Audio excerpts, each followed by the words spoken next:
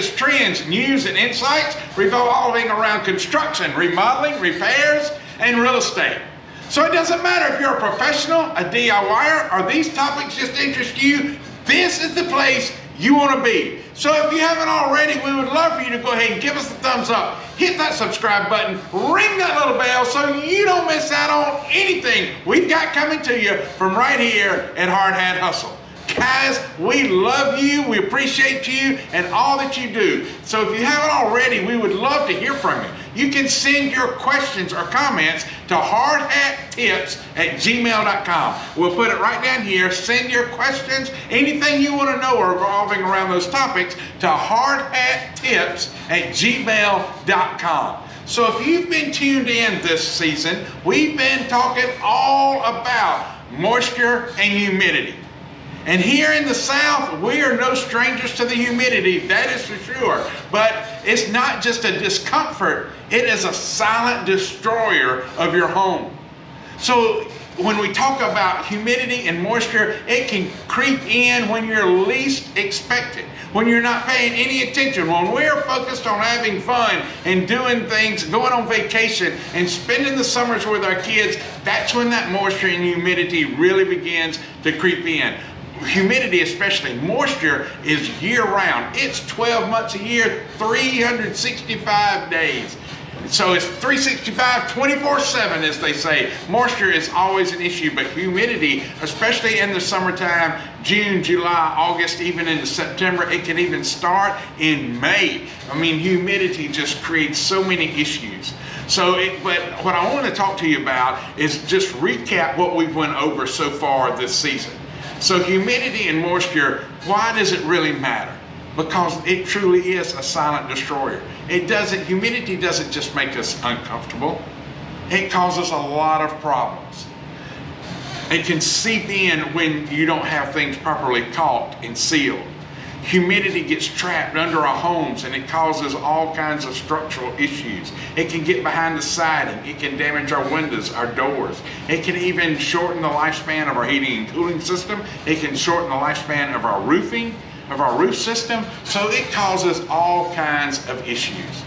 So what I want to talk to you right quick about siding, wood siding, or really any type of siding. I'll talk about window frames and seals, as well as your door frames and seals. So if you don't have your siding, and it doesn't matter if you have wood siding, a cement siding, it doesn't matter. If you have any cracks, that moisture can work its way in through those cracks, into the tiniest crevices. That moisture can get in there, and once it's inside your building envelope, it can wreak havoc on your structure. It can begin to deteriorate your wall sheathing, your seals, your floor system, even your studs inside your walls. That moisture gets in there and it just sits there and it just begins to decay, and it's things that you don't even see. It's things we don't pay any attention to. So if you have, no matter what type of siding you have, if you have cracks in that siding, you need to make sure that it's well caulked. You need to get that old caulk cleaned out, re-caulk it, paint it, because paint seals those areas and it protects your home, whether you realize it or not. It protects your home from humidity and moisture.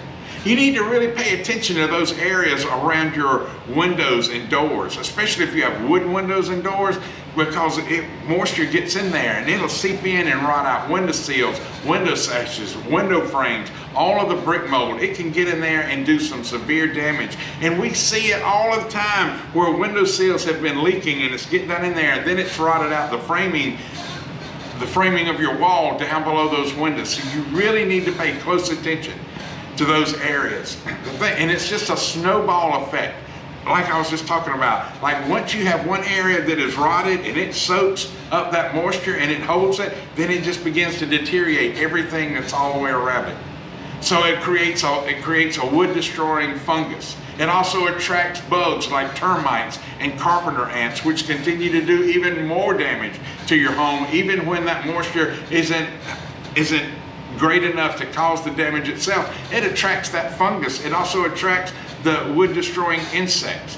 So guys, if you haven't, go back and watch these last few videos where we talk about all of these things, about the wood fungus and things you can do to control it. So the solution really begins with regular maintenance. like we talked about with Chad Reese from American Terminal Pest. We talked with it with Chip Rush from Rush's Heating and Cooling, and then Ken Jurgens at Pest Authority. You really need to do regular maintenance. You really need to do regular inspections of your home. You need to be crawling under your house, or at least have someone crawling under there, especially in midsummer, and checking those humidity levels, making sure you don't have any standing water anywhere around. They need to make sure, you know, you could call Charles and Associates. We do whole home maintenance and inspections on your home, and we help create a maintenance checklist for you to do and things that need to be addressed, from most important to the least important. What needs it right now? But you need to be checking your windows and doors and making sure that those window seals are properly caulked and painted and you're not getting water inside your building envelope. You need to check your siding, you need to check your roof, make sure you don't have some minor leaks, some nail pops, anything on your roof that's caulked that could, if it isn't already, could potentially cause a leak, which then goes on to cause a lot of moisture issues. You need to check your plumbing, make sure there's no leaks in it, whether it's supply lines or drain lines, because supply lines are under pressure and they have a constant spray of water once they have a leak. On your drain lines, like, they're not under pressure, but every time something goes down, if there's a leak in a joint or there's a hole in it, it causes problems. So you really need, it all begins with regular maintenance, regular inspections, and then get those things taken care of immediately. So we talk about the moisture issue under the house. You can do things as simple as a vapor barrier, and if that's not doing it, then go to the next step of a dehumidifier under your home. And then that's a long list of things you need to do when you install that dehumidifier. You need to make sure that your vents are properly closed, so you're not pulling in unconditioned air from the outside into that crawl space and causing that dehumidifier to work overtime. So you got to make sure, so it's trying to make sure that the vapor barrier is installed correctly, making sure that the dehumidifier is properly placed, is properly wired with a GFCI outlet, making sure that it's properly plumbed and getting that moisture that it gets out of the air and getting it to the outside of the crawl space, and then making sure that those vents are sealed. Those are some of the things, and then if that's not doing it, then you can move forward, and maybe it's just simple as digging a little ditch or a trench in one area to keep the water from getting under there. Maybe it's a full encapsulation of your crawl space, but you just want to take it one step at a time until you reach that point where you're taking care of that humidity and moisture in your crawl space. But as far as the outside, making sure that it stays well caulked, well painted and sealed. So it doesn't matter if you've got wood clad siding and it's stained, you need to make sure that it's properly stained and sealed and you're not having any problems. So those are the things that you really want to take care of, and those are the things you need to do.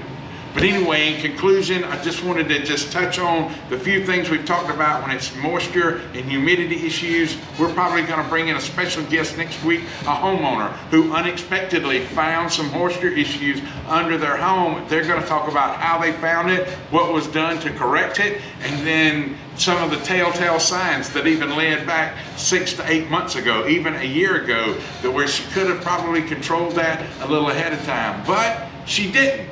And so it was found on an annual inspection. So we're just going to have them come in here and talk about that. And then the week after that, we will be answering your questions. So please don't forget to send your questions or comments around construction, remodeling, repairs, or real estate. Send it to hardhattips@gmail.com, and we'll be sure to answer those at the last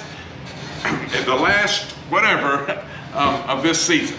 So anyway, the last episode of this season, we will be sure to answer all of your questions. So please get those sent in as soon as you can. We look forward to receiving them. And don't forget to tune in next week when we have a special guest, a homeowner, who's going to come in and talk to us a little bit about the issues they found and maybe help you out in determining if anything that you see going on in your house that could possibly be signs of humidity and moisture issues. So guys, anyway, make sure you're doing regular maintenance. Make sure you're taking care of those things. Get those annual inspections. Maybe you need to even check some things on the outside a couple of times a year. But you've got to do it on a regular basis, or before you know it, it gets out of hand. So guys, we appreciate you tuning in to Hardhat Hustle. And until next time, keep building.